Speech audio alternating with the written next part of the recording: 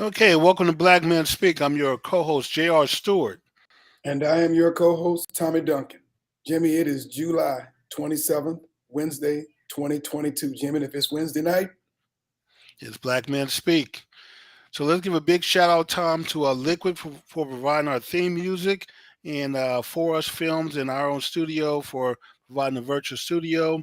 Um, and if you haven't already, please hit the like button, subscribe, and spread the word as we grow this channel. Uh, Tom, why don't you introduce our two lovely guests um, and tell us what the topic is?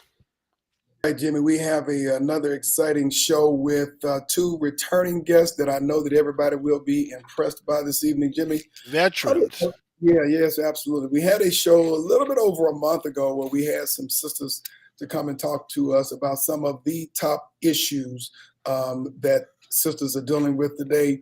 And we took that conversation and decided to narrow it down to probably one, if not two, of the most important issues that we have to deal with as a community is health. And so we have two experts with us today who are going to talk about Black women's health. And in particular, we got into this post-call conversation or post-show conversation and talked about all of these anomalies that women are dealing with. But there is a common cause that contributes to a lot of it, and that is stress. So we're going to talk about stress, how it contributes to breaking down your body and your mind, and then start talking about what we're going to do about it. We'd like to introduce to everybody today Miss Kendra Jones, who is a psychologist, and then Miss Carla Magruder, who is a genetic counselor, and welcome them to our show again. And before we get started with the meat and potatoes of our discussion, we're going to have them to give us the cliff notes about what they do. And then at the end of the show, everybody, if you need to get in contact with them, we'll make sure that we out their information. So why don't you start out, Kendra, and tell us what you do. All right. Hello, everyone. My name is Kendra Jones. I'm actually a licensed marriage and family therapist. I'm not a psychologist. I am a mental health consultant for Image Tarrant County, and I have my own private practice called The Grip, where I work with individuals virtually throughout Texas. Okay. Good evening, everyone. And Carla. Yes, I'm Carla Magruder. I am a licensed certified genetic counselor.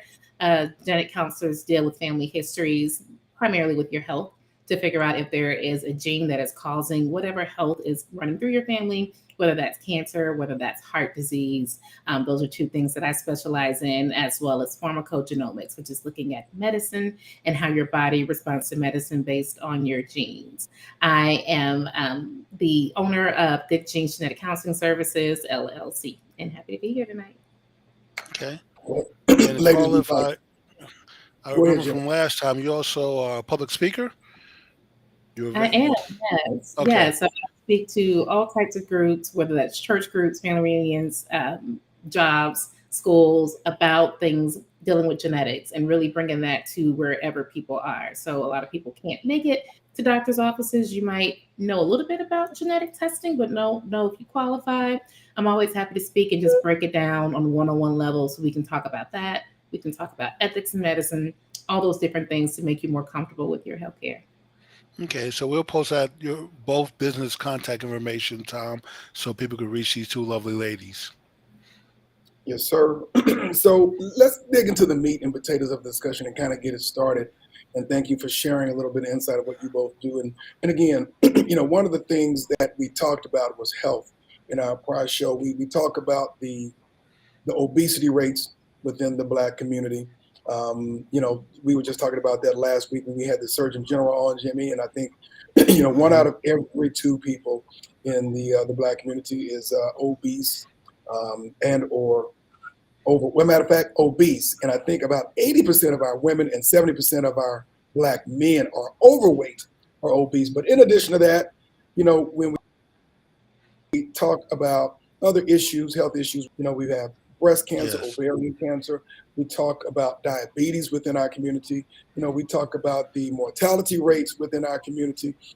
But this is why I start with women, because I believe that so goes our women, and so goes our community. And so that's why we have our two special guests here who are going to talk about what's going on with our health and the impact that stress has to do with it, and how it might be a root cause. We were talking about this. We were talking about the physical health and having separate conversations, but Kendra so poignantly corrected me and says, you can't release the two, and we are an African people, so there is no separate body from mind, from spirit. And so I want to thank you for making sure that we integrate this conversation. But let's kind of start off with some foundation questions, and then we will dig out from this. And folks, buckle your seatbelts. It's going to be a fun conversation. Please do share this information, subscribe to the show, like it, do whatever you need to do. But spread the word. Absolutely. Make sure that we're getting this information out to folks. Let's talk about the general state of health and welfare in the Black community and with our women in particular. Just share some general thoughts, narrow the conversation. We'll start with you, Carla, and then Kendra, and then we'll see where this conversation takes us. Thank you. And I think that's an interesting take to say, okay, if the women are the ones who are suffering, we might need to look at the whole community being doomed. That's certainly a thing that'll tie into a lot of the other conversation that we had. But when it comes to overall health, that's correct. Black women overall have a higher chance of having heart disease compared to white women. We are overall, I think, looking at the Cleveland Clinic, there's something about 50% higher chance of having heart disease. Cancer, there are cancers that while we might not suffer most from them, so there is this misconception that Black women have a higher rate of breast cancer, and that's not true. However, we do have a higher rate of dying from breast cancer. So a lot of these different conditions we think about, diabetes, heart disease, even dementia, Alzheimer's, we have a higher rate of those conditions. It might not be just higher rate. It might be that we do very poorly when it comes to the treatment of those different conditions. And so that's something where we've looked at, even from giving birth, Black women having higher chances of dying in childbirth compared to other women, really in other countries as well. What is causing that? And I think so much of the burden has been on, well, it must be Black women not taking care of themselves. Must be something going on with them. And while we can have that conversation of how all of us can do things that are better by our health and make sure that we're doing healthier things and have healthier habits, there's something else in the water that's happening. There's some other things that are happening where, particularly when we're looking at things like childhood trauma that's been studied since 1999, we know that people who have higher chances or a higher incidence of childhood trauma actually correlate with having all these other risk factors later on in life. So if there are things that are happening when I'm in my childhood, other traumas that are making this happen, along with racism in the medical field, along with us saying things to a doctor and them thinking that, we are a magical people that don't feel pain. So whatever I'm saying isn't really believed. Those are all other factors too, externally, that I as a Black woman can't necessarily control. So there are a lot of reasons for things that happen, but I'll stick with the top things of absolutely when it comes to all the things that ail people, Black women certainly suffer quite a bit and suffer it more than others. And what would you add to that? Any genetic connection, Carla? So it's not necessarily one gene that we can point to and go, "Ooh, this is the gene." And that would be something that I hear a lot of people would hope that we would have. And I think people hope that we have that to free us from the burden of there's something else that needs to be done. Because if there's a gene that does it, then we can just find the people who have that gene and go, "Oh, you know what? I couldn't do this because of my gene." Now, what we do know is we have our genes. There isn't a gene that points to something that's going to make someone do worse. But these childhood trauma, the study that came out, showed that it has something called epigenetic changes. So while that might not be something that changes, one particular gene, what happens is it controls which genes are on and off in my body.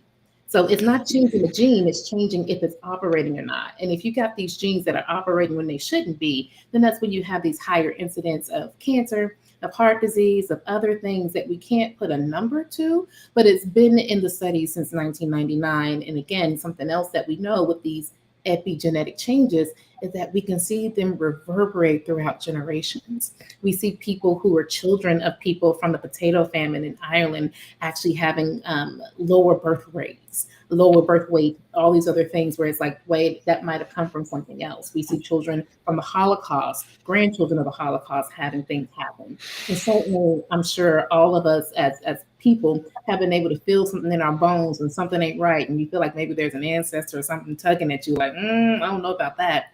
That also goes from the trauma that you might feel, where you might step into something and go, I don't feel quite comfortable here.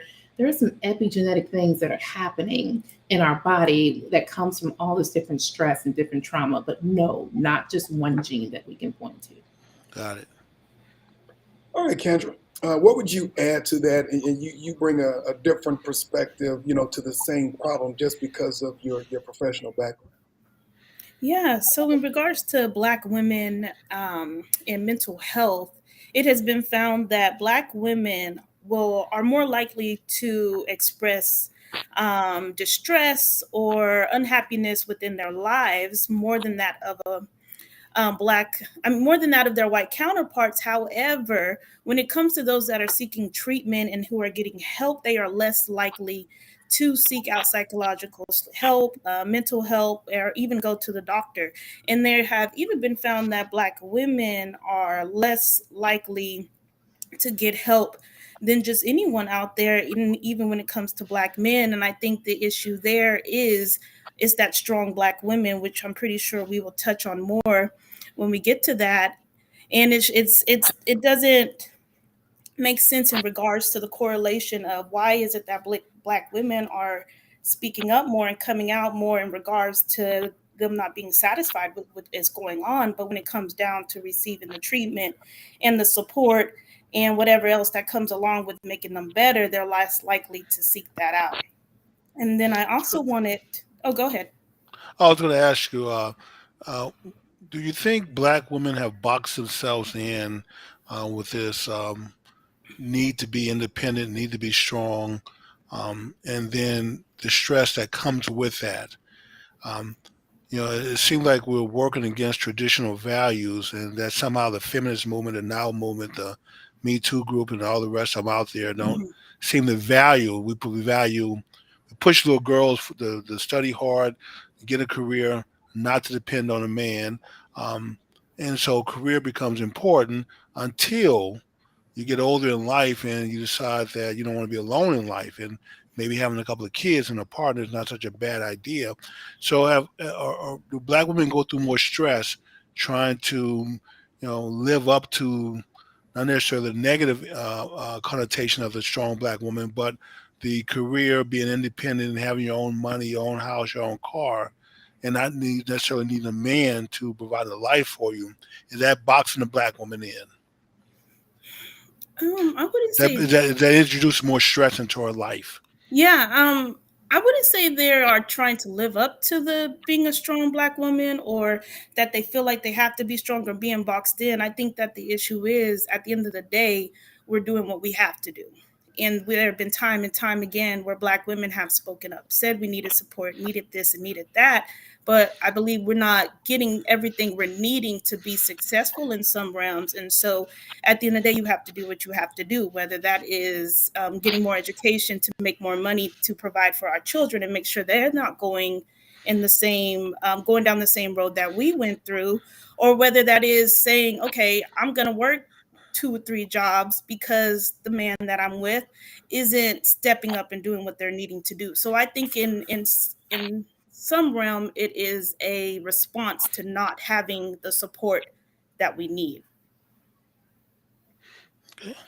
Let me ask you this. When we look at the state of Black women's health in the U.S., how is it, in your opinion, similar to and different from their peers in the Latin, the Caucasian community? I would presume that there are things that are similar, because obviously when you look at what they call the standard American diet and dealing with all the trauma that you deal with, the stress in this country, there are things that are similar. I would presume there are also things that may be different. What does that look like? Is that a fair question? Yeah. Go ahead, Carla. So I think that it is fair and makes sense to make the comparison, but it is still the case in where we are comparing apples and pineapples, maybe. Sound similar in name, but are nowhere near the same. So Okay. when looking at those different communities, and certainly there are things with diet for each one of those communities where we can see a higher incidence of colon cancer in certain Asian populations. You can see certainly increased risk of diabetes in Mexican populations, especially those with the high corn, maize diet.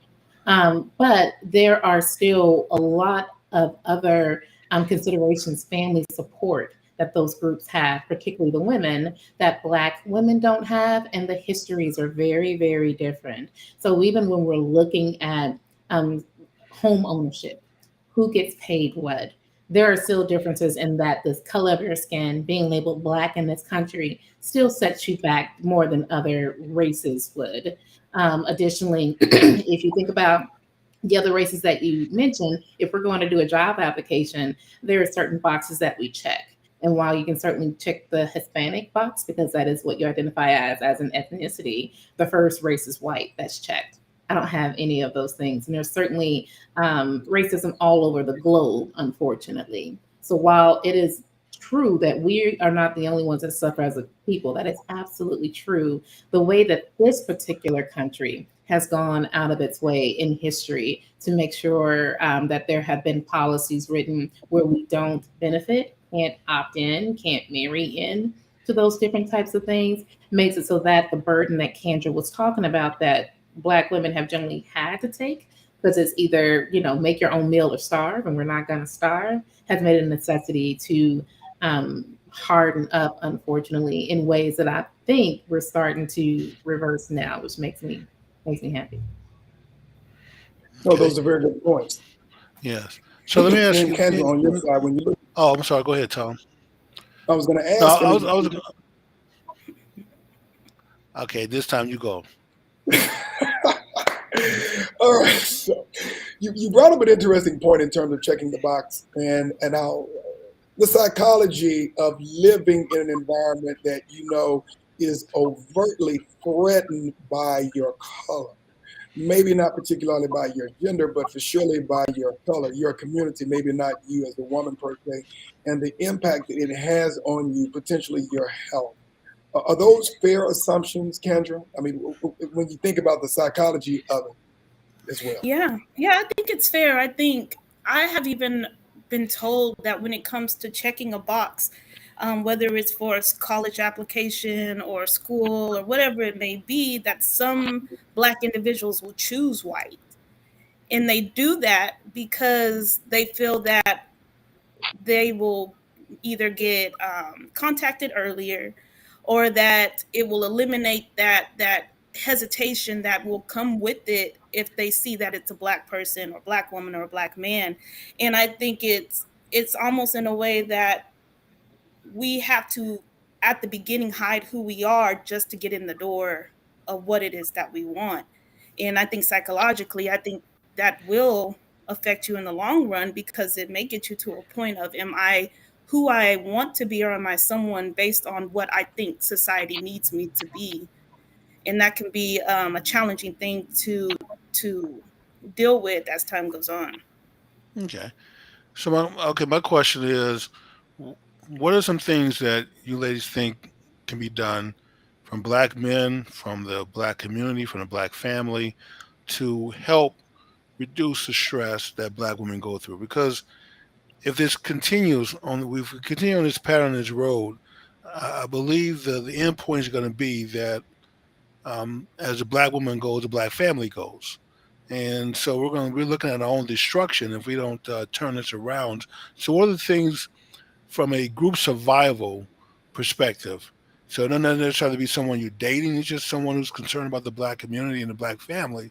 What can we do as a whole to help reduce the stress and maybe help improve the Black woman health? So that's a complicated question, but I Very think complicated, yes.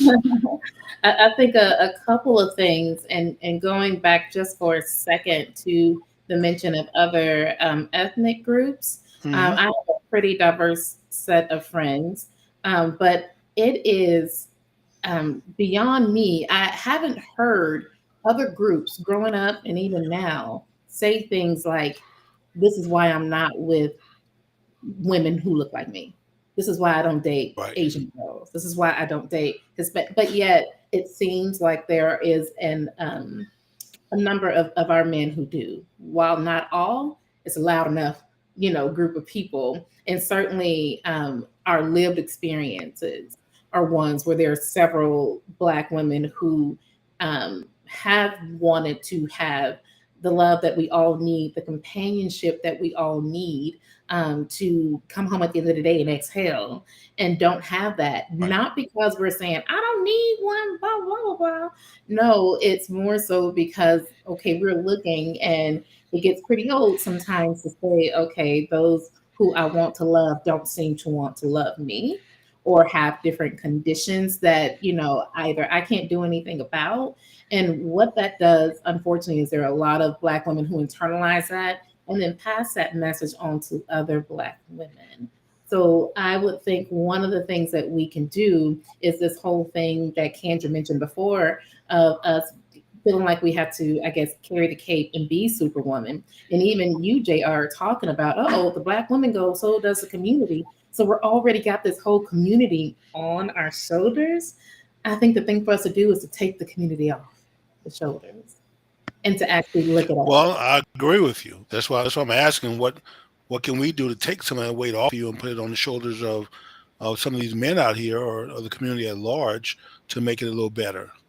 Yeah, well, And I think actually, we got a comment from Dr. Wallace. She agrees with your point also, that Black women are just doing what they have to do to survive. yeah, and I mean, I can't say, hey, Black man or whoever, do this. I can tell you what I'm feeling, and then you can talk to those other people around you and other Black men to speak a language that I can't speak. I can speak to Black women and say, we are doing a lot, and that is because they meant well, but the wonderful Black women who held up the communities before us told us it was up to us. The ones who Well, came through eras where they had to work and scrub houses, where they had to nurse other people's kids and then come home and try to have enough for their kids. And then know that their men also had other families across town. They did not divorce, not because they were so in love and because God ordained it, although I sure do hope that that's the case for the most part, but because they could not own their own bank accounts. They could not open up anything in their own name because that wasn't the law. And so when that time came around, they would tell you, put a little money off to yourself, make sure you have enough, but they never told us not to love. That's never been the case. So I think I want to say that for black women, and again, what we're starting to do is to say these are the things that I want, and to rest and to nap and to go, this is what I want to do, and if it's what I want to do, and if I fail at it, it doesn't then mean that every Black woman has failed and that I'm carrying everybody. If I do bad, then everybody does bad. That's not the case. So I think right now we're trying to figure out a space, and you can see that in this new kind of femininity movement that you see people do. You can see that in the hot girl summer movement too, and people wearing the lashes and the bonnets and all that. It comes in different styles of how Black women are saying, I'm doing this for me. Yes, I want love, but if you don't love me, that doesn't mean that I'm not lovable, and trying to figure out what that means. So I think that's the first step for us with the health thing and a mental health thing. And it doesn't come down to just money. You can do that with other things that don't cost money, but to first really try to prioritize ourselves. And that comes with taking off this idea that we have to, Kendra, hold up the community on our own. well, You know, that's why you, this show is important. That we have to talk about these things, because don't assume that Black men have the answers and that we know. So there are a lot of young girls that are growing into womanhood that are misguided, and there are a lot of young boys that are growing in manhood that are misguided, and no one's teaching them how to love themselves or each other or come together. So us talking about it and putting it on the table for discussion. So we need to hear women speak up to say, "Hey, these are the things that I need. These are things. This is why I'm lovable." If Black men are moving away from Black women, it's because a lot of them are misguided also into believing that the black woman is not his partner, and not gonna make a good wife. But let's put it out there to say, hey, you're wrong, and here's why you're wrong, and maybe you should stop listening to your buddies who are misguided and actually listen to women tell you, how they feel and what they think and what they're willing to bring to the table. I wanted to touch on something you said, that Black women need to speak up. And I think the thing is, Black women are speaking up. I think the thing that needs to happen is for us to be believed. And I don't think that when we do speak, the thing is, when we do speak up, we're being told, oh, there's nothing wrong, you'll be all right, you got this, I mean, you did all this already, you can get through this part. Or if I'm going to the doctor and telling the doctor I'm having pain, I got knee pain, and they're telling me, oh, you're okay, you don't even work out, so what, you're not in no knee pain. So it's we're not believed. We're speaking up, we've been speaking up, and I don't think that's something that hasn't been happening and that won't continue to happen. It's just a matter of fact, are y'all going to believe us? Yeah, that's just what you described as just man talk. That's how men talk to other men. If if Tommy breaks up and have a bad relationship, he can be heartbroken. And what am I going to tell him? Hey man, stand up, dust it off, go get you another girl, and move on in life. Whereas if women have a heart, have a breakup, and they're going through some emotional stress, y'all deal with it differently. So I don't think it's not that we may not believe you, and it's sure that we're not listening, which is why we need to talk about this more. But just understand that standard reply from men is always going to be, "Oh, it's not that bad. It's okay. Move on." So you don't have to worry about her. You don't have to cry over her. There's plenty of women out there. Just go get another one. Just like if you lose your screwdriver, you just go buy another one. Don't worry about trying to look and try to fix, what happened with the old screwdriver. So That's a good point that you brought up about how men talk to each other, because unfortunately, JR, it seems like the men talk to the women that way as well. they do. So Yes, while it's not saying you can get another man, it's more so like Kendra said, we're speaking up, and you might not believe us if we don't talk about this again. Check the boxes. Wait, she looks like she's overweight. Wait, she's dark skinned. Wait, she's not attractive. Oh, she's just saying that because she's bitter. And it takes someone that has a certain amount of privilege, that looks a certain way, to be believed. And even then, we're spoken to a little bit differently, or, well, I'm not talking to you, you're not like the others, which sounds very much so how we complain about our correct. white counterparts, right? When we're talking about Yes, racism and they don't believe us. It is the same way when we're talking about that. So I am more so about, I'm not in the business of convincing other people of lived experiences anymore when we know that thing to be true. I can quote 4 different studies, and if you are hell bent on saying this is not your experience, or this is not how Black men interact with Black women, then it doesn't go for anything. So that's when it's more so about, let's turn it on us as Black women to, look at those other things. And what you're hearing me saying also comes from a place of privilege, because I've been able to go through therapy. And I think that's something that a lot of people don't have access to.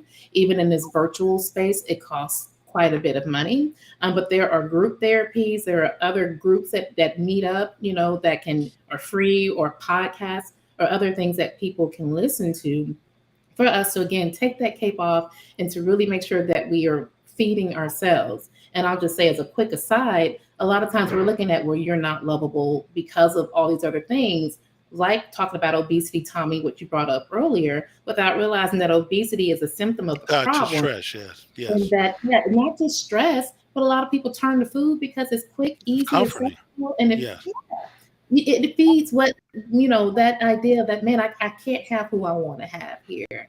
And there are people who look like feet, who look like toes of other races, who have 3 and 4 other men chasing after them. So it's like, okay, it can't be all my looks, or it can't be, all these other things that you're saying is my fault.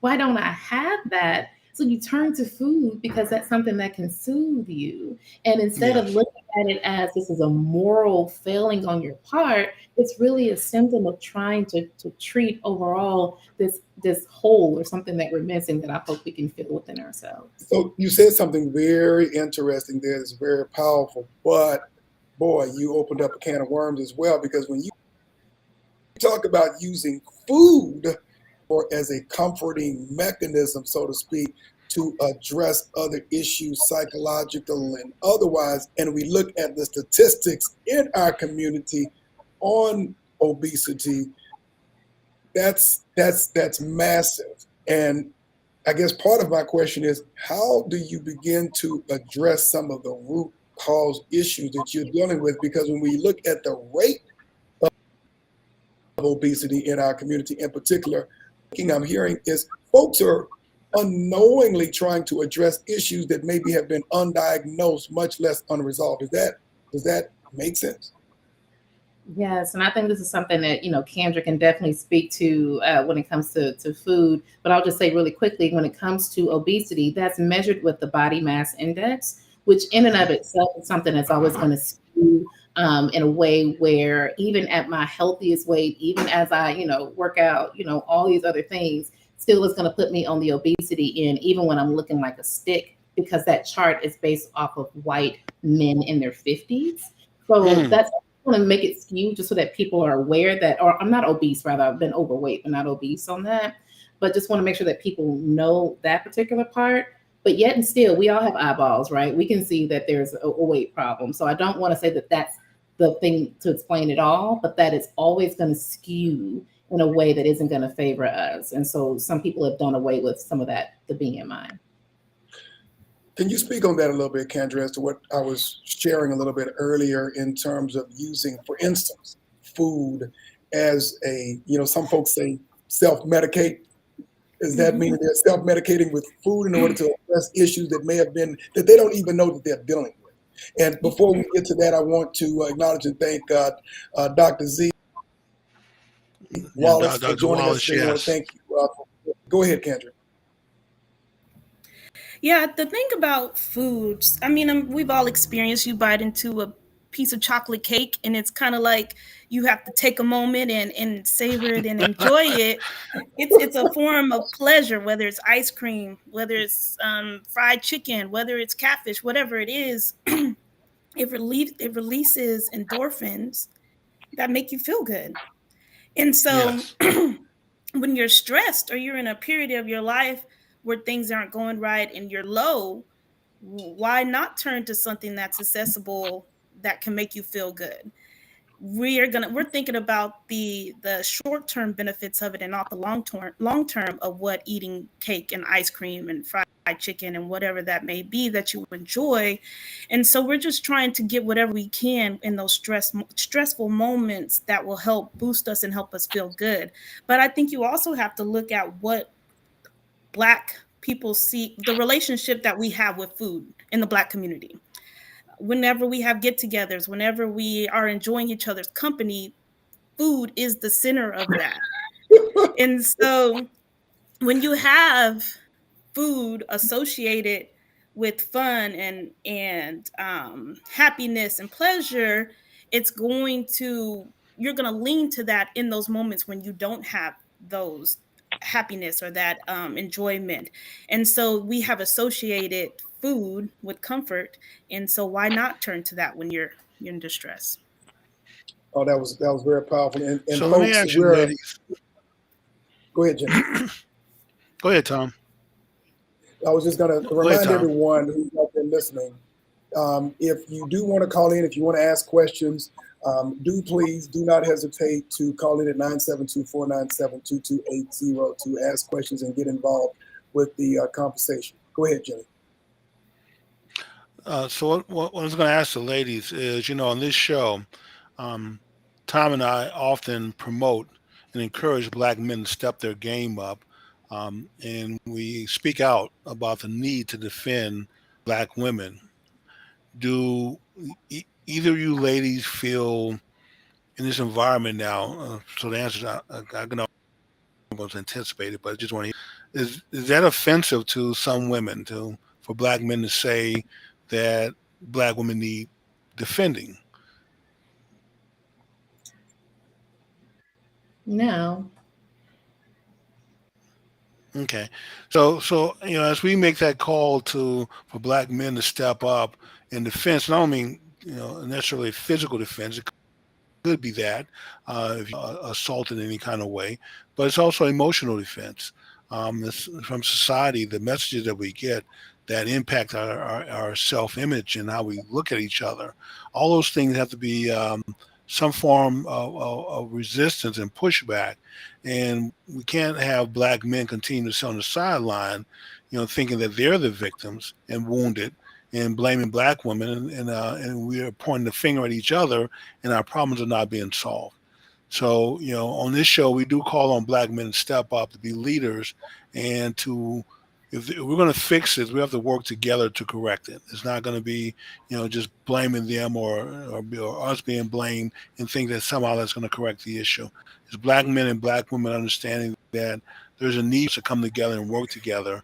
And personally, I believe that a good black woman is worth her weight in gold.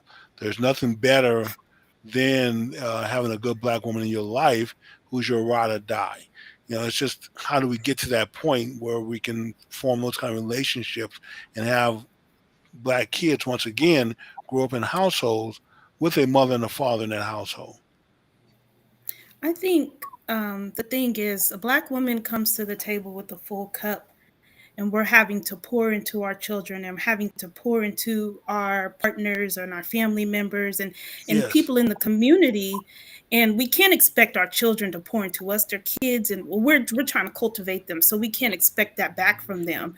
So who else is going to pour into us if not the black man, not our partner, not the person that we're going through this journey with? And if they're not pouring into us and we're constantly pouring out to everyone else, we're going to come to the table with an empty cup. And if we're not able to sustain ourselves or be full in ourselves, and then be expected to feed into other people, why? And then that speaks to why we're stressed, why we're having these health issues, why we are not showing up when we need to show, whatever it may be. So yes, we do need the support. We do need validation. We do need y'all to believe us. We do need y'all to advocate us. Y'all need to pour into us like we pour into you and everyone else. I it's, agree it's, with it's funny that. you mentioned that because that's going to be the topic for next week show. We're taking a sermon from T.D. Jakes where he talked about that very thing. So, Mhm. so you guys come back next week and watch the show and tell us what you think. I'm sorry, Carla, go ahead. I was definitely going to say I agree with that, because even when we are, as Black women, trying to do things to better ourselves, so much of the pressure on eating healthier and Mhm. working out and doing these other things, it's hard to do that when you don't have support. When in today's climate, where Black women also have the highest amount of student loan debt, when we have other things that are factoring into how much we get paid, the whole myth of women getting 70 cents on the dollar, but Black women get less than that. And so we're not getting paid to do the same amount of work that other people are doing, yet we're in the most debt. And sometimes it's, well, you just need to do this and do that. But if there's no time to do that, if I'm working my job and I'm clocking out to clock in, right? I clock out of one job and then I clock in to do Uber, to do, Mm. Grubhub, to do some other side gig, and I have kids. And so then you're going to complain to me if my kids don't look well when they walk out of the house, if their homework isn't done. There are so many other things to do. Maybe I'm having to take care of a parent. Maybe I'm having to take care of Right. a sibling. There's so many other things where if I don't have that support, certainly we need that emotional support, but we need the physical, actual person there too. And so many times, Black women, particularly in single parent households, are not just blamed for being a single parent. So you're blamed if you stay, you're blamed if you go. It's something that's quite strange and can certainly be taxing on the mental. So certainly, there are other things that we can do in the community, but that thing of porn really speaks to me, Kendra, about pouring into so many other people and you have no one there to pour into you. Born to And as you you. talk about healthier eating and all that stuff, if you're in a certain area, you might not have a grocery store that has really good food. You'll have a lot of Taco Bells, you'll have a lot of Yes. McDonald's, you'll have all those things. So now I'm responsible to try to go to the other side of town to get food at 9:30 or 10 o'clock that's healthy, on top of all the other things that I have to do. That is a lot to ask of one person It in one is. time during these times when we are all struggling anyway. Let me ask your thoughts on this. because we live in a system, a culture, a country that does not affect the dynamics of our culture, community wise. And when I say that to mean that we, in a lot of times, and Jimmy, you talk about this a lot, have been forced to, or in an unfortunate situation of adopting another community and another culture's Yes, psychology. When it's we look at disastrous for us every time, Tom. Their exactly movements. Yes. when we talk about we talk about capitalism, we talk about all of those things that are not innate or that are natural. That in and of itself creates a lot of stress to a certain degree, trauma. There's something that I like to quote Malcolm X.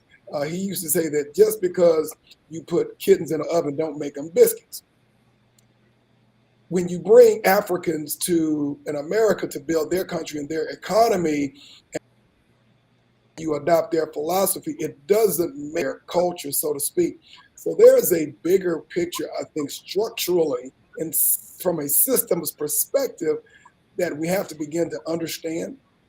We have had to adopt it because we've not really had a lot of choice. But as we evolve, we are learning to go back to our roots and understand our native culture, our native psychology, even the foods that we eat, to begin to heal some of these things. Well, I Tom, kind of go ahead. go ahead, Jim. Go ahead. I was going to say that you're correct. I have been speaking out on this for many years. That when we look at the movements from other people, they're love and free sex movement, their drug movements, their the women's independence movement, the partnering movement. I mean, all these things have end up that when we follow them in their footsteps, it always end up disastrous for us. They can have a drug movement and end up in the White House. We have our drug revolution. We end up in jail. Gloria Steinem can tell us how tell us how marriage is the same as slavery, but she goes home to a husband and a family. Whereas black women who believe marriage is slavery go home to them by themselves. So we have to be careful following other people because what they do in their interest is not necessarily our interest. Our interest, we are a communal people, we are family people, and the more we get away from that, the more destructive, more destruction is reaped and heaped on us, and a lot of it is our own self doing. So we need to have a Renaissance movement where we redefine what it means to be black in America and go back and establish some of the things that were working for us. Some of the things that we were doing in the 60s when 80-90% of black kids grew up in a household with a mother and a father versus now it's about 20-25%. So something has went terribly wrong and we need to get away. I'm not saying Nation of Islam separate from white people, but I'm saying we need to stop. We need to separate our thinking and the way we behave and interact with each other, and don't base it on their movements. That's interesting. You got a bone to pick with this feminism, sir. I keep hearing that thing come up and up and up. And certainly when you talk about looking back at the 60s and 70s and what we were doing right, I would encourage you to actually talk to the women who were of that era and the books that were written by people of that era. Even in the Black Panther Party, I'm thinking of her name, I think her last name is Cleveland, how she talked about being sexually assaulted by leaders in the Black Panther movement. Not to say that it wasn't a good movement, but that if there aren't two-parent households, it is more than just someone of a different culture who said, burn your bra and step away from the men. But again, that there was still abuse and other things that were happening in those relationships where there was still trauma. Kids were still trauma. It's just that daddy came home with trauma. It's just, so there are other things there. And I think what I'm hopeful that we do is to try to get away from the trauma in general, or if we're going to have two people in the household, have them be two whole people that respect each other and are not just there. We're saying the same thing. I agree with you. I don't think so, because it seems to me like it's saying that, or that there's this notion that Black women brought to the idea that we should be alone and that we don't need a man. When, like Kendra was saying before, what we have been saying is that we do want men and we want love, but there's no reason for us to be in relationships or in times where we are pouring into ourselves and pouring to everybody else and no one is there to do the same. Or if we're saying we're available for love, we're met with someone who is saying, well, you are not meeting all these expectations, so therefore I'm not going to choose you. So there's other things that are happening here, and it seems like there's a thing of Black women want to be by ourselves because we're being so independent versus our hand has been forced. And in order for us to survive in this world and to have some semblance of something, because if you don't marry me and you don't choose me, then what do I do? What is the Well, alternative? I think you got part of it right. So I think, at the tail end, I did say we need to come together and have a Renaissance movement and redefine what it means to be Black in America. And that definition means we take the good aspects, and focus on those things, building families and relationships around those positive things, not necessarily incorporating all of the past and all of the past drama that we know we need to get away from. Now, I agree that we've done a marvelous job with our Black girls and Black women, encouraging them to be motivated more for success than we have for our Black boys. We still have almost a 50% dropout rate for Black boys in high school. And Black women dominate Black universities on campus. You guys certainly don't have enough high quality men to choose from, and that's sad because I have two daughters, and I wish the landscape was different from them. They don't have much to choose from out here. So don't when I say the feminist movement, there are certain aspects of it that I don't like. That thing has been destructive, and certainly I didn't just wake up one day and invent the "I don't need a man" statement. I've heard this from Black women. This seemed to be sort of the not maybe with you two talented women, especially Carla. I know you're married and with children, so you have a man. So obviously you're not making those statements, but there are plenty of women who are making those statements enough in number and mass where it becomes a connotation for all Black women. The people who just believe that all you think that way because of the action maybe of a few of very loud minority who are making that statement. But unfortunately, that is what Black men are believing. That when Kendra says pouring, the Black men don't feel they have anything to pour into. You have your own money, you have your own house, you have your own car. What do you need me for? I can't even make a financial contribution, and you make more money than me anyway. So I'm already feeling a little less than a man because, unfortunately, my psyche is tied and my manhood is tied to a dollar sign. And it's bad that some men feel that way. I mean, I wouldn't. I don't care if my wife makes more money than me. I still have certain leadership responsibilities. We certain responsibilities of things we have to do, and what difference does it make who brings the money in? But unfortunately, a lot of people don't think that way. So, let's come together and let's take the good aspects that we know we need to build around and focus on those things. All the trauma from the past, let's leave it there. Let's leave it in the past. Let's don't assume that the feminist movement has been a great thing for Black women. I can tell you right now, it has not. I, I, I want to touch on two things. Hopefully, I can remember the second. I'm going to start with the first part. So the first thing is, I think Black women are being punished for surviving. They're being punished for, like I said again, doing what we have to do. And I say that because there was a time period where welfare. I mean, it's still widely used, but when it first came about, there was rules in place when it came to those who utilize welfare. You can't have a man in your home. It's correct.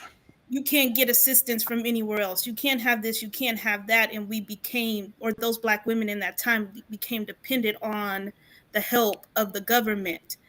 And so they cultivated them in regards to, okay, yeah, you can get an education, we'll pay for you to go to college. Then I know someone who in recent years has done a program to this extent where they were able to get a home, they gave them resources, they paid for them to go to college, but a man cannot be on the premises. And if they are on the premises, they have to be with you at all times and they can't sleep over.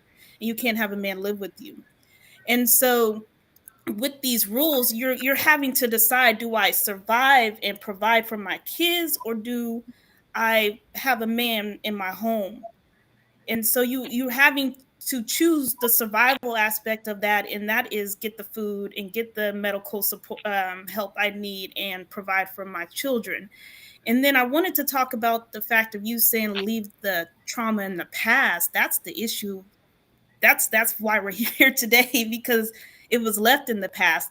I'm sure you've all heard that song. We don't talk about Bruno. That it's a Disney You movie, gotta have Tommy. kids.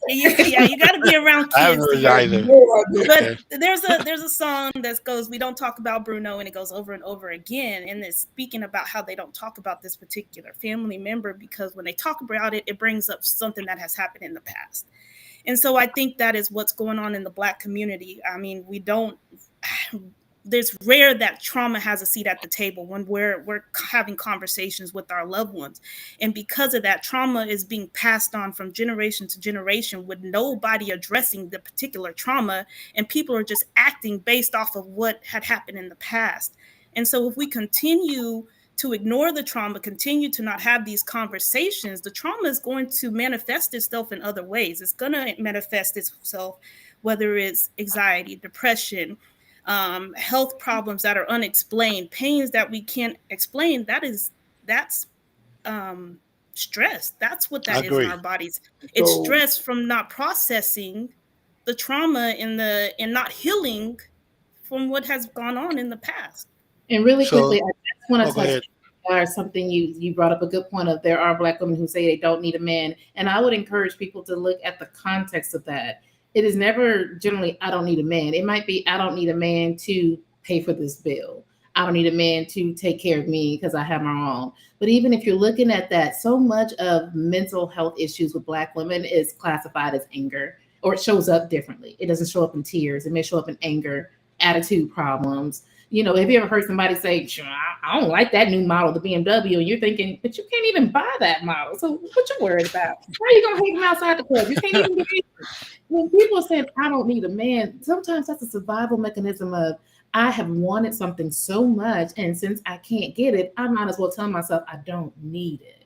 And certainly, even if I'm saying that, it can still come off hurtful, JR. I think that's Yes, it valid. can. That's true. But certainly, I think a lot of people can read the context of the people who are saying, I don't need. What they're saying is, you know what, my life will go on because it has to. It's not saying they don't want it. It's not saying they don't want it. It's saying that they don't need No, it. the nuances of language that way, some men don't grasp that. So, yeah, Oh, I um, mean, the well, thing about it, you're right, because I mean, we are very literal in our conversation, and yeah, it's very simple in our thinking. as I So have if you learned, say you don't need it, then to us it just means you well, don't need me. Jimmy, let's be very clear. I've had to learn this the hard way. Okay. It's our sisters, women. They say one thing and mean another, but we are typically very literal in our translation of things. And it's funny, I've had these conversations with women that I love in my life, family and otherwise, and they'll say something. Well, when did you start listening to me anyway? Otherwise, I'm not saying they're just saying something, but they're saying something, but you cannot take it literally because they process differently than we do. But I get what you're saying in terms of you have to read through the lines, and I'm gonna be very clear. Tom, We don't does, we don't read, we don't read through the lines does very no well. mean no then? If you read between the lines, I mean, how many guys Well, have no, yeah, absolutely like no. she was saying no, but she didn't really mean no. I So, understand that, Jimmy, but and, that's kind of an but then the other That's let, something else. that's just a joke, guys. I didn't mean to take that serious. I wanted but, to. but But I you do know, want to respond to the Kendra on one of the things that you said. Because one of the things you hear if you talk to men today, just if you were a fly on the wall and just listen to them talk without women around, they're just brutally honest at that point. Um, See, they talk about the choice back in the 60s also and the choice today. And what they see is a continuation. You pushed us out of the home for coins in the 60s. You're pushing us out of the home today because you have your own coin. The continuous is in both cases, I've been pushed out of the home. I have no place with you.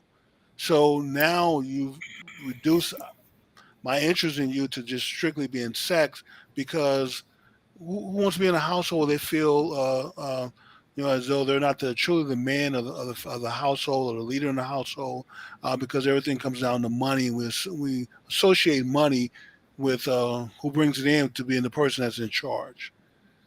And that's exactly what I was about to say. As men have been brought up to be providers, and when I say providers, that's financial, that's providing Yes, food and shelter.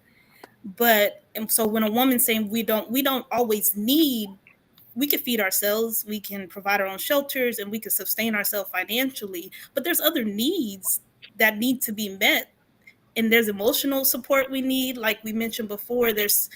So it's interesting that Black men, or men in general, feel like their value is solely placed in being a provider financially, but disregarding everything else that comes with having a relationship with someone outside of that.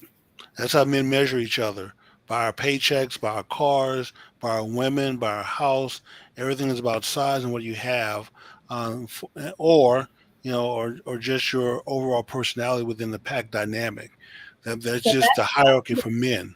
that's a conversation that you all are going to have on your own. Yes, For it is. us. Men. And For, so for, we have to find a way to forgive each other. Black yeah. men need to grow up and say, hey, whatever happened that's why I say leave the past behind, by saying, hey, whatever happened with our grandmothers and our mothers, let's forgive each other. I understand, like you just explained, Kendra, um, Black women were faced with a choice. I'm sure that there were some women, or a lot of women, or most women, did not want to push the men out of the house. But this is a way to have a steady income, a place to stay, a little stability in life. But I don't know if that's ever been adequately explained to men in general by enough Black women, so you can say, hey, this is what happened. It was wrong. Um, you know, as a representative of Black women, we're all sorry that happened. But like you were saying, Carla, today when we say we don't need a Black man, you're not saying I don't want you. You're saying there are certain things I don't need you to necessarily carry all the weight for anymore. But those conversations we don't have with each other, because Black men feel hurt, Black women feel hurt. We don't forgive each other, and all we're doing is pointing the finger at each other, but we're not talking. So with this new movement, we need to start talking with each other and have a very real conversation, be very open and honest about what it is that we're hurting about, and find a way to forgive each other. I agree with that. And certainly something that comes from all these conversations that we're talking about. I still do think that we have to talk about the trauma, in some way, form, or fashion to actually get through it. But it's really a sign of the times, with inflation being what it is. There Hmm. is a way that we can go back to an older dynamic that we seem to be placing, that women provide for the home, men provide the money. We all have to provide the money nowadays. So even if we're True. not making the same, this is what households need to function. And when we're talking about money being something that can certainly help a lot of stress, which is again what we're talking about, leads to the poor health outcomes. Some of the Yes. things that we can do as Black women is to take one habit and make it a healthy one, whether that's changing out whatever sugary drink you have. While it should be water, you can get a cute cup from the Dollar Tree and do like an infuser, put little cute fruit slices in there and have something where that's your drink. Maybe you cut down smaller. Okay, I'm going to end my Right. day with water, if you don't start with it. I like Um, cucumbers in mine, so yeah, so you can do something like that. I certainly have happy hours with my friends, but I don't eat after a certain time. And so if they suggest a happy hour that we meet up at 7 o'clock, try to make that a walking happy hour. Hey, why don't we go to the park? You can bring your flask, whatever, and we can walk and talk and spill the tea that way. There are other things that we can do to try to make it where it's not such a big monumental thing, and to always hmm advocate for yourself when you're going to your doctors, and when you're talking, ask them to notate things. If they say we don't need to do this, like Kendra mentioned, because of your weight, or just lose weight, and then you'll get down to it. Okay, great. So how many pounds do I need to lose for you to take me seriously? Okay. Okay, so you're saying that you're not concerned. So when should I be concerned? When is the right time for me to be concerned? Those are things that you can think about. And the last thing that I'll say really quickly is, you talked about kids, JR, you have 2 daughters. I have 3 daughters. I am choosing how to love myself in front of them, to mirror the self-esteem that they're going to need to get through this hellscape that we have of perhaps people of all different shades telling them that they're not good enough. They'll be wrong, But still, they're Right. still going to hear that from them, where I don't talk about myself poorly. I don't look at myself and go, ooh, I need to get this down, or ooh, my hair is nappy today. I am always talking about myself and bigging my own self up. Mommy, why does this wiggle this way? Oh, it's because I had 3 of you, and that's why mommy exercises. Okay, you want to exercise? Yes, you want to exercise with me? Let's do that together. Ooh, mommy, your hair is different today. Yes, it's in a fro, and I love my fro because my fro is like your fro. Should I wear it like this today? Things like that. That's going to be the internal voice of the kids. We And if you're absolutely Mhm. agree, Carla. That no adult, reinforcement is needed every single day because the messages out there for Black people are not necessarily positive. So if you're yeah, not countering those messages inside your household, your kids are going to fall victim eventually. Why So don't yeah. we do you're this? absolutely correct. If you have a And husband, I'm going man, to talk to your daughters that way.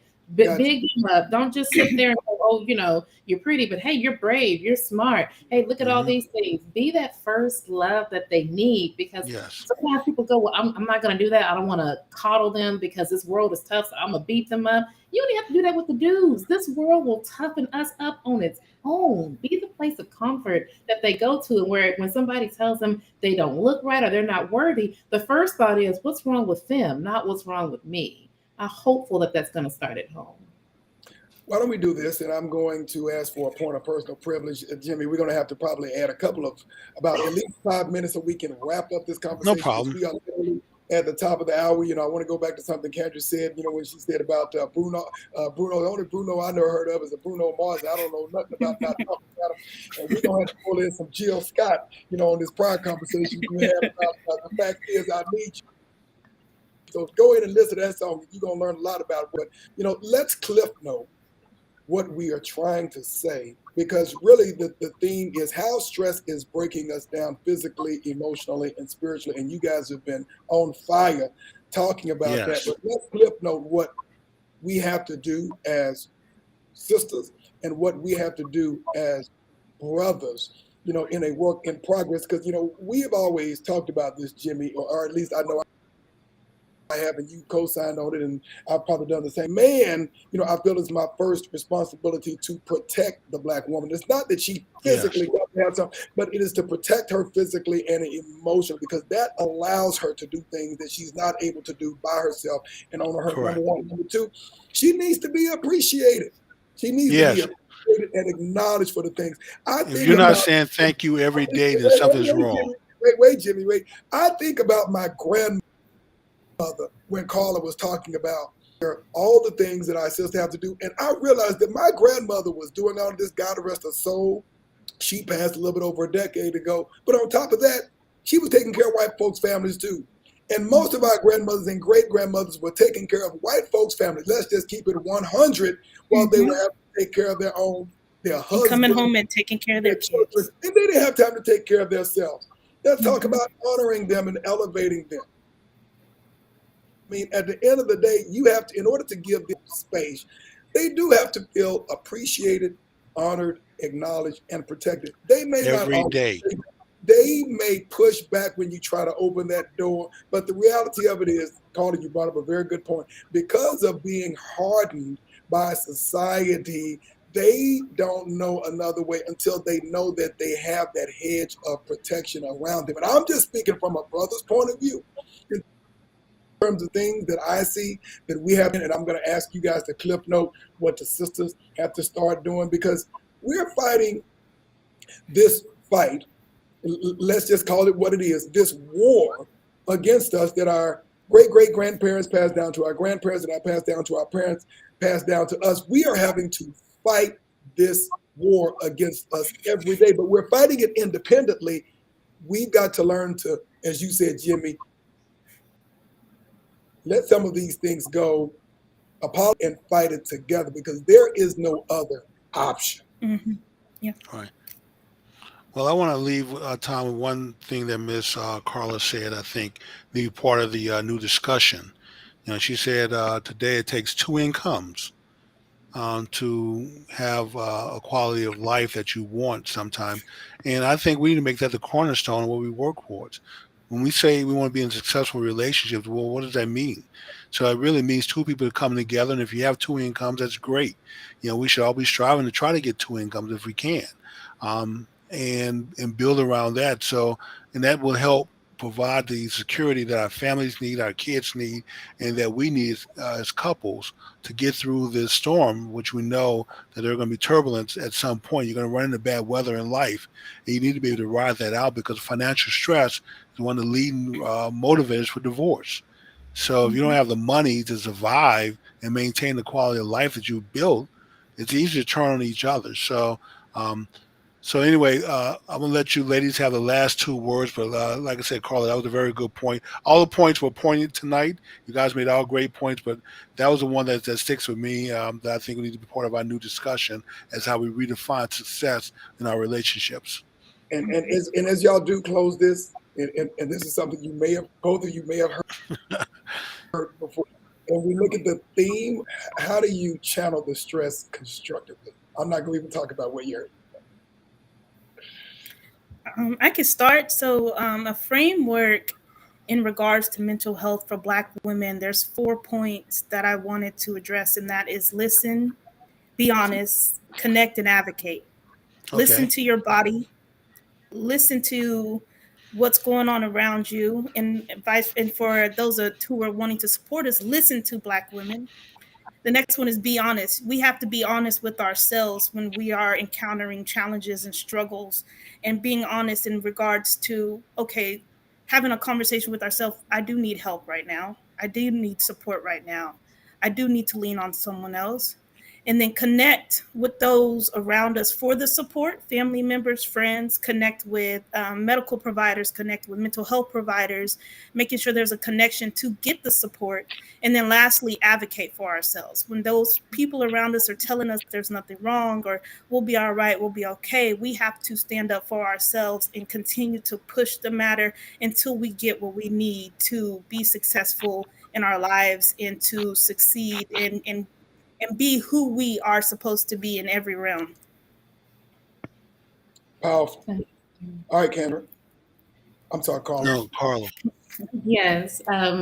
As I always say, if you are here and you're listening, congratulations. You made it through a day. You've made it to a place where you're seeking something other than yourself. And so I think that's always something to be congratulated. As Black women, it is okay to rest. It is okay to take a nap. There's something Yeah. called the nap ministry. I encourage you to go to that website, nap ministry, to help us learn how to rest, how to say no when we need to, and like Kendra said, how to be able to listen to ourselves. There are so many other stressors on you. There's no way that I'm going to say you're choosing the wrong man and that's why you are the way you are, or anything else. But I will say that it is up to us to go inside and to figure out what makes the most sense to us, to surround ourselves and be that change in our friend group, in our family group, in our support system, to make sure that we're all living healthier lifestyles, even if it's just one thing that you do.